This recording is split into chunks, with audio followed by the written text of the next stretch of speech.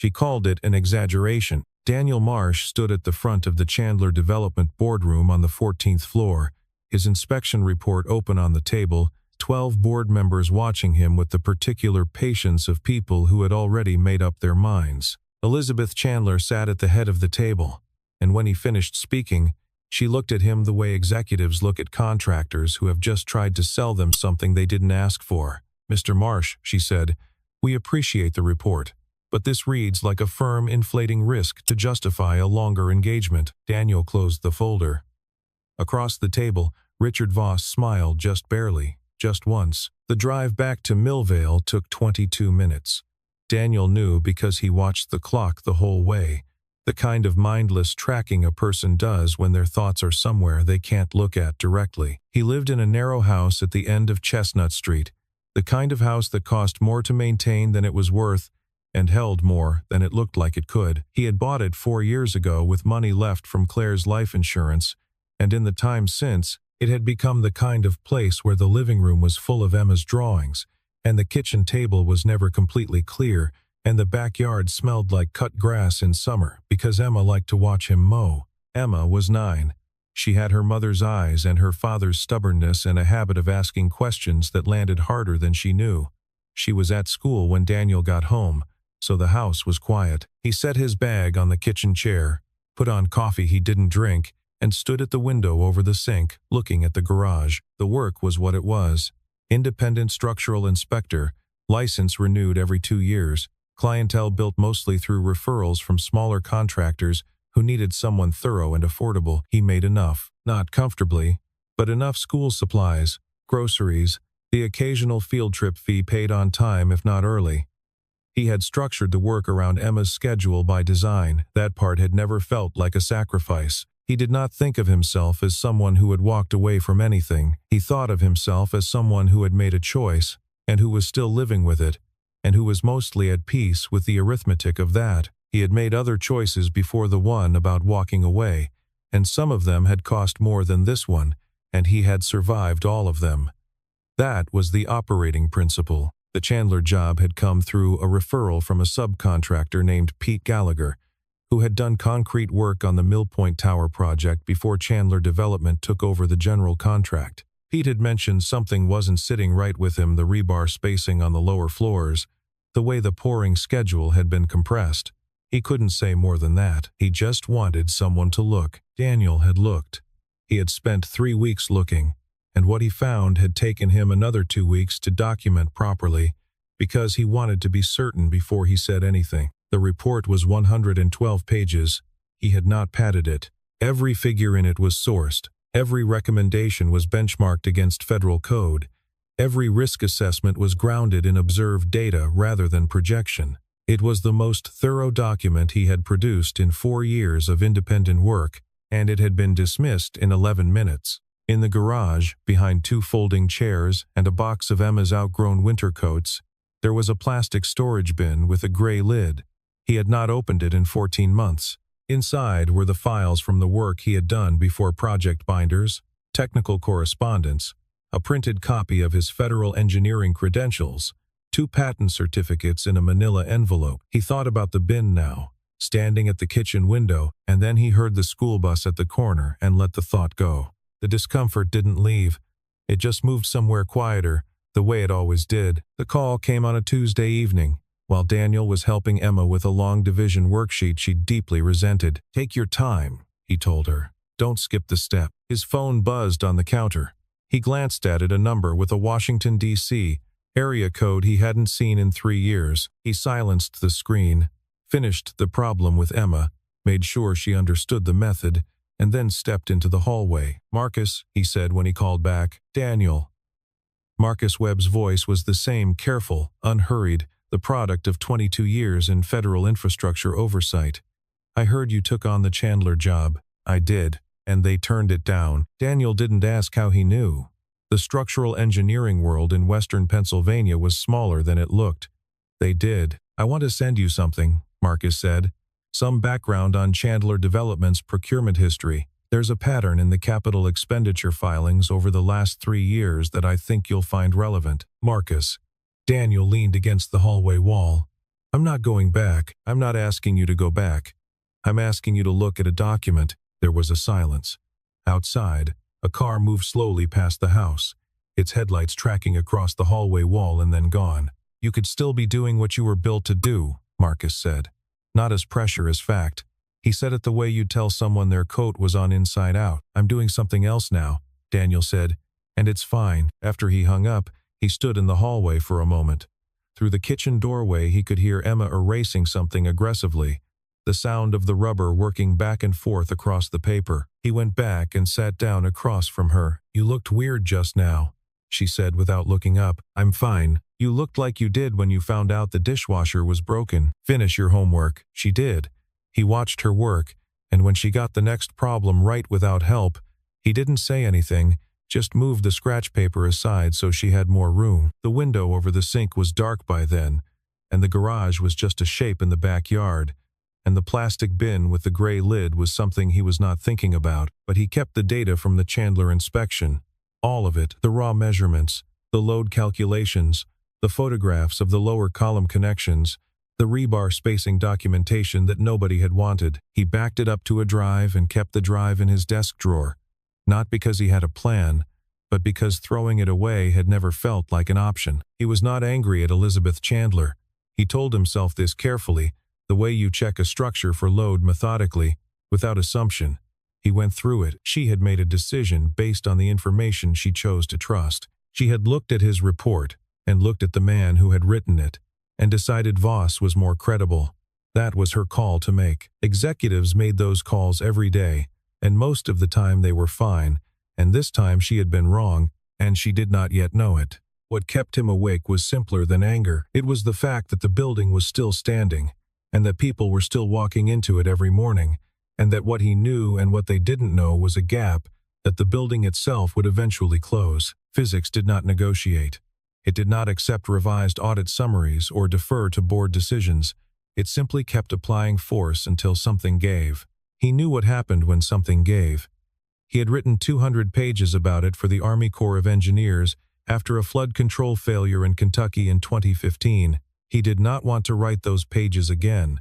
The first sign appeared on a Thursday morning, 3 weeks after the board meeting. A maintenance worker at Mill Point Tower reported a hairline fracture along the east wall of the basement parking level. The report went to the facilities manager, who forwarded it to Chandler Development's project management team, where it landed on the desk of Grace Whitfield. Grace was 55, with short gray hair and the particular efficiency of someone who had managed construction projects for 3 decades and had learned to notice things that other people filed away. She looked at the photograph attached to the report. The fracture ran diagonally from a seam in the concrete block down toward the floor drain, and did not immediately forward it. She printed it instead, wrote the date in the corner, and put it in the second drawer of her desk. 2 floors up, Elizabeth Chandler received a 1-paragraph summary from the facilities team, which described the fracture as cosmetic and attributed it to standard settlement in the building's 2nd year of occupancy. The summary had been drafted by Richard Voss's office.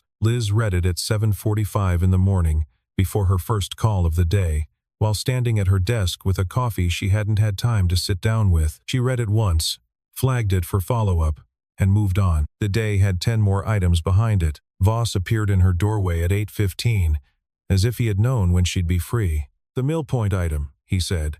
Completely routine. I've seen it a dozen times on buildings this age. I didn't ask, Liz said. I know. I just wanted you to have the context before you heard anything else. He smiled the practiced, even smile of a man who had spent decades being the most settled person in the room. Buildings breathe. It's nothing, she nodded. She didn't tell him she'd flagged it for follow-up, because she was already wondering if she'd been too cautious. And in Liz's experience, wondering whether you were too cautious was the beginning of being not cautious enough. That same morning, Daniel Marsh drove past Mill Point Tower on his way to a site inspection in the Strip District. He wasn't looking for anything. He just knew the building's face by now the way you recognize a route you've driven too many times. 32 floors of curtain glass and exposed concrete. A corner site at Penn and 11th, the kind of design that photographed well and required regular attention to stay sound. He stopped at the light on Penn Avenue and looked up at the east facade. From this angle, in the low morning light, He could see the water staining on the foundation line a faint discoloration, darker at the base than it should be for a building barely 2 years old. He watched it for the duration of the red light. The light changed. He drove. The observation sat in the back of his mind all day, behind the inspection in the Strip District and Emma's after-school pickup and the invoice he needed to send before the end of the week. It was not dramatic. It was just a piece of data that didn't quite match what it should have been, filed somewhere below conscious thought, the way the body files the sound of a step that doesn't land right. He told himself it was nothing. He had told himself this before. The shareholders' meeting was on a Wednesday afternoon in a conference room on the 13th floor of Chandler Development's corporate headquarters, and it went exactly as well as Liz had expected, which was to say it did not go well. 3 of the 7 major investors asked about Millpoint Tower, not because they had heard anything specific, only because they tracked sentiment, and sentiment around the project had shifted in the past 2 weeks in ways that were difficult to name but easy to feel. One of them mentioned, almost in passing, that a competing firm's structural inspection had flagged concerns with similar tower-style construction in Cleveland. He said it the way people say things they want on the record without wanting to own them. Liz answered each question steadily. She did not say anything she didn't believe. She also did not say that she had thought about the inspection report she'd dismissed 3 weeks ago, not constantly, but with the specific frequency of something that won't quite settle. The report lived at the edge of her attention the way a sound does when you're not sure you heard it correctly. She did not call Daniel Marsh. She was not sure what she would say. On Friday evening, she went to a neighborhood fundraiser for the Lawrenceville Community Garden, a quiet obligation, a small check, an hour of standing near a folding table of food she didn't eat. She was speaking with a city council member when she saw him. Daniel Marsh was across the room, holding a paper cup and listening to someone she didn't recognize. He wore a gray jacket that had been washed too many times, and he was not looking at her. She excused herself and crossed the room without deciding to. "Mr. Marsh," he turned. There was a brief adjustment in his expression, not surprise, exactly more like the moment before you respond to something you weren't expecting to have to respond to. "Miss Chandler, I didn't know you were involved with the garden project. My daughter's class did a planting day here in the fall," he said. "They invited the parents back." A pause. The noise of the room moved around them, voices, the scrape of folding chairs, someone at the door letting in a gust of October air. "How is your work going?" she asked. "Fine," he said. "Steady." He looked at her with the kind of directness that wasn't aggressive, just undecorated. "How's Millpoint?" "Everything is on schedule," she said. He nodded once, as if that were a complete answer to a different question. The gap between what was said and what was understood was brief and exact, and they both felt it, and neither of them named it. She stayed another 4 minutes.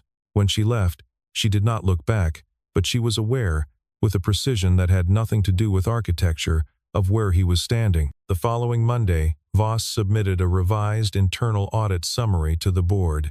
He had spent the weekend on it. 3 columns of figures had been shifted, not dramatically, just enough to move certain expenditure categories out of the range that would trigger a third-party review. It was the kind of adjustment that required knowing exactly which numbers mattered, and exactly how far they could move before they became conspicuous. Grace Whitfield was the only person at Chandler Development who both knew what to look for and was still looking. The evacuation happened on a Tuesday. A sensor on the 4th sublevel of Millpoint Tower's parking structure registered a load shift at 11:40 in the morning. The building's automated system, calibrated during the original commissioning phase, flagged the anomaly but did not trigger an alarm.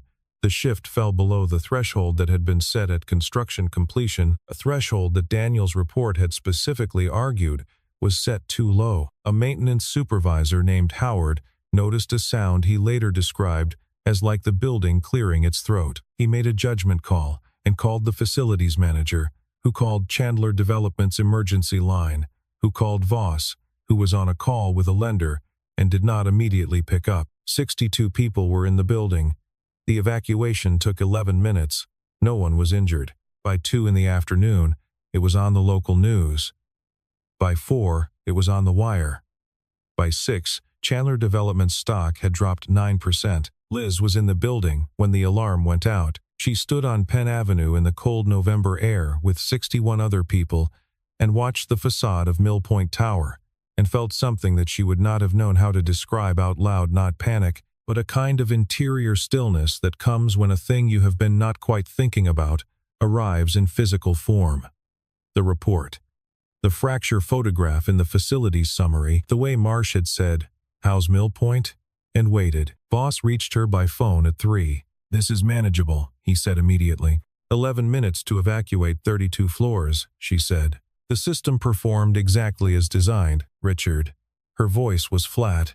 "Get me the original load threshold documentation, the commissioning records, everything. A beat. I'll have it to you by morning." "Tonight," she said. By 7, she ended the call. Across the street, a news van was setting up. A reporter she recognized from the business segment was speaking into a phone, one hand raised against the wind. Inside the Chandler Development offices, Grace Whitfield opened her second desk drawer and looked at the photograph she had printed 3 weeks ago, with the date written in the corner. Then she opened her laptop and began to type. The next morning, Liz confronted Voss in his office. She had the commissioning records, which he had provided with notable promptness. She also had 3 questions she had written down on a notepad the night before, because she had learned a long time ago that the questions you prepare at midnight are the ones that matter. He answered all 3. His answers were smooth, internally consistent, and told her almost nothing. When she left his office, she had the distinct sensation of having walked through a carefully decorated room and discovered, too late, that none of the walls were load-bearing. That evening, Daniel Marsh addressed an envelope. Inside was a 12-page technical summary, no letterhead, no signature documenting the load threshold discrepancy, cross-referenced against the original inspection data and the evacuation anomaly. He drove to the Chandler Development offices at 9:30 in the evening and placed it in the internal mail slot marked Grace Whitfield, Project Management. He drove home.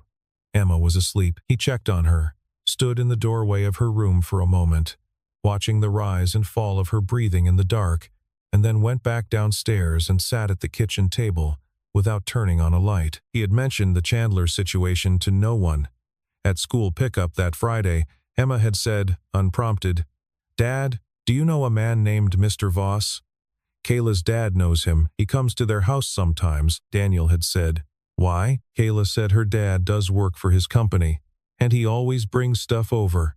Emma had shrugged with the thoroughness of a 9-year-old who had reported the information and now considered it handled. "Is he nice?" Daniel had said he didn't know him well. He had thought about it for the rest of the drive home, and he was still thinking about it now, at the kitchen table in the dark, because the thing about small pieces of information is that they are only small until they aren't. Grace Whitfield arrived at Elizabeth Chandler's office at 7:45 on a Thursday morning, before anyone else was in.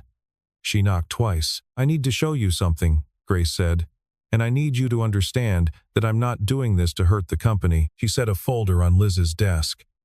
Inside were 3 years of internal capital expenditure reports, annotated in Grace's precise handwriting. Alongside them was a set of original procurement invoices, the actual invoices, not the summaries that had gone to the board, and a spreadsheet Grace had built over 4 weeks, reconciling the 2 sets of numbers. The discrepancy was not large in any single line. Across 3 years, it came to $1,400,000, redirected through a vendor entity that, when Grace had traced the registration, turned out to share an address with a holding company connected to Richard Voss. The structural material substitutions, the compressed rebar spacing, the reduced-grade concrete pours, the load-bearing compromises Daniel's report had documented were where the money had come from. Liz did not speak for a long time after she finished reading. "Why now?" she finally asked. Grace looked at her hands. "Because of the evacuation.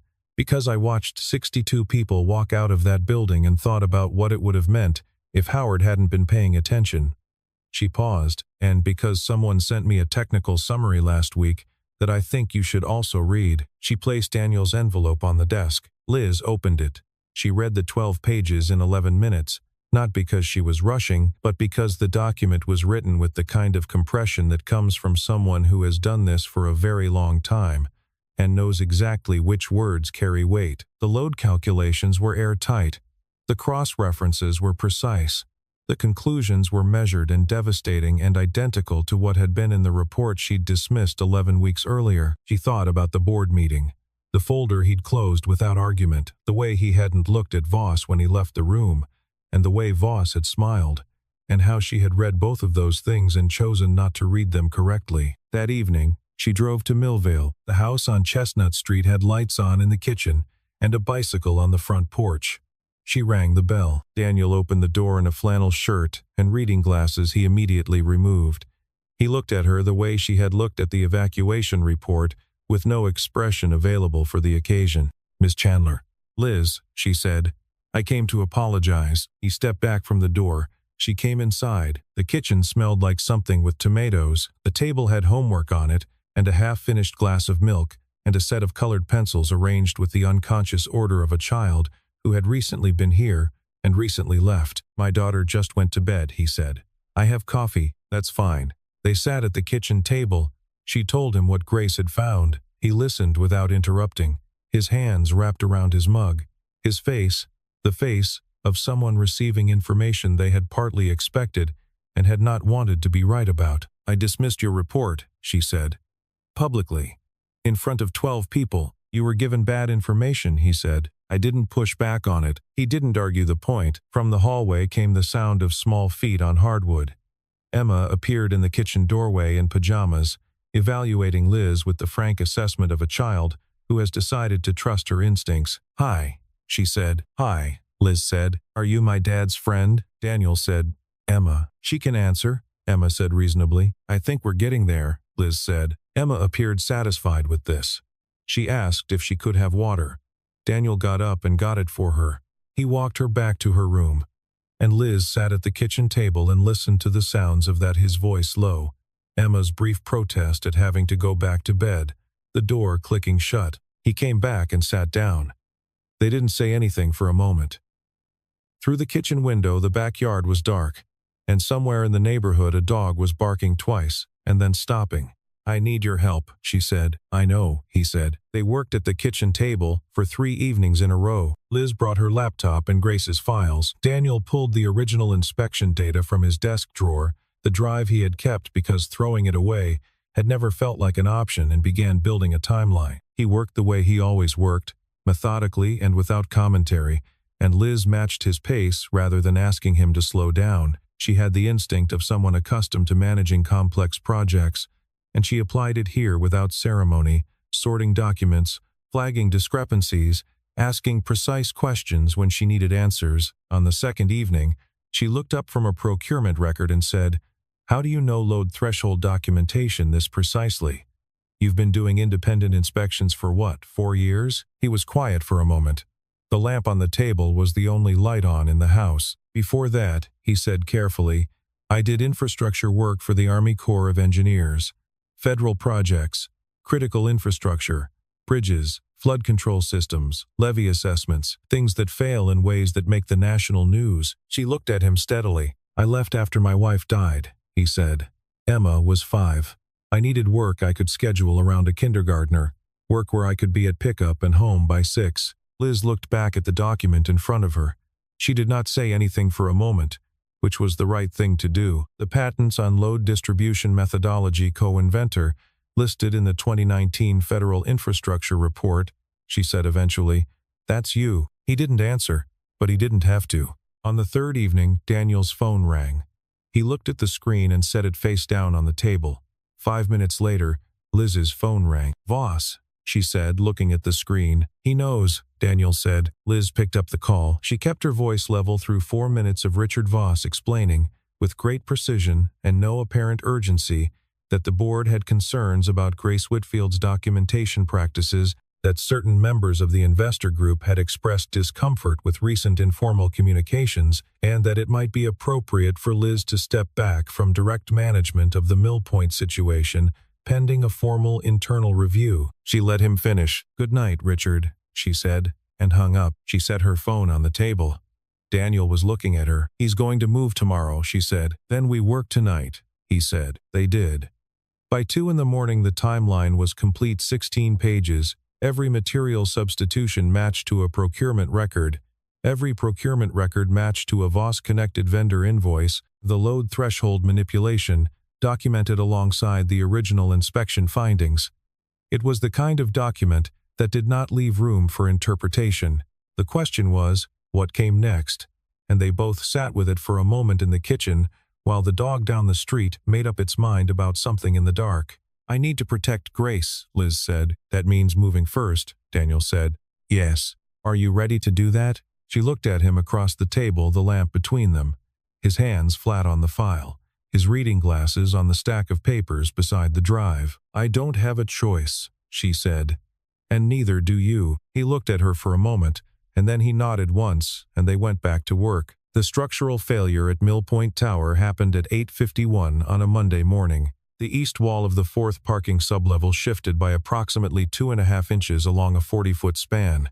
It was not a collapse. It was the kind of failure that engineers call a precursor event, the building telling you, in the language of physics, that it had been asked to do something it was not designed to do, and had been doing it for long enough that it was finished pretending otherwise. No one was in the parking structure when it happened. That was not luck. 3 days earlier, Daniel had submitted a confidential technical brief to the City of Pittsburgh's Department of Permits, Licenses, and Inspections, detailing the load threshold documentation and requesting an emergency structural review of the lowest 2 sublevels. He had attached a copy of the full 16-page timeline. He had listed his credentials in full for the first time in 4 years: Army Corps of Engineers, 14 years. Critical Infrastructure Division, Federal Patents, the works. The city had responded by quietly posting inspectors to the building's lower levels during off hours, and by issuing an internal advisory to the facilities management team. Howard, the maintenance supervisor who had already decided to pay attention, had made sure the parking structure was cleared well before the Monday morning rush began. The police were outside within 7 minutes. The city engineers arrived within 20. By 9:30, Mill Point Tower's structural engineering file had been formally flagged for emergency review by the Bureau of Building Inspection, and 2 inspectors were already photographing the shifted wall section in the parking sublevel. The stock dropped 14% before 11 o'clock. Trading in Chandler Development shares was briefly halted at 10:45 as the news spread beyond Pittsburgh's local outlets to the national wire services. The board called an emergency meeting for 2 in the afternoon.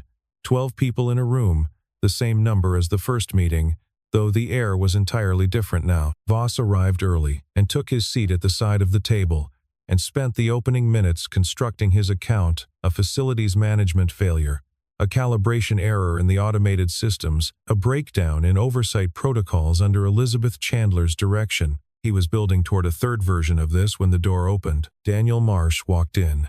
He had his credentials folder in one hand and the 16-page timeline in the other, and he looked exactly like a man who had spent 20 years building things that had to stand up. He set the timeline on the table. "My name is Daniel Marsh," he said.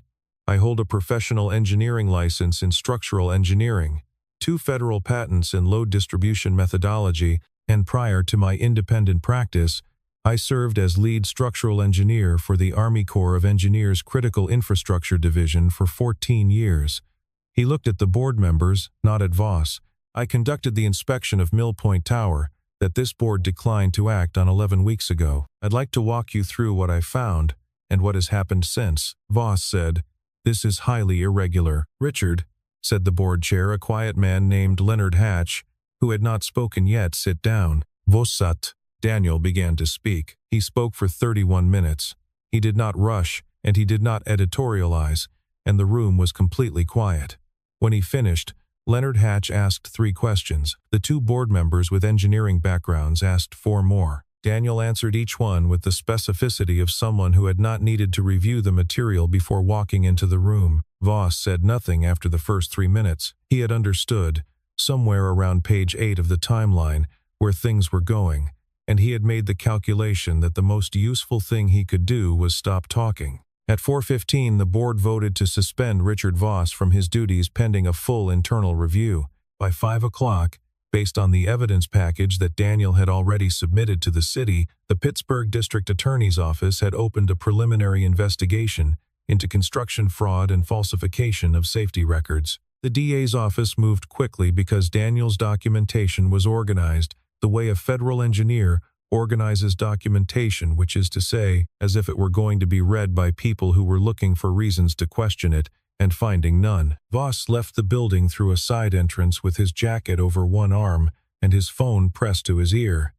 He did not look at Liz on the way out, and he did not look at Daniel. There was nothing left that would help, and he was smart enough to know it. Liz stood at the front of the hallway after the board had cleared and spoke to the staff and investors who had gathered there.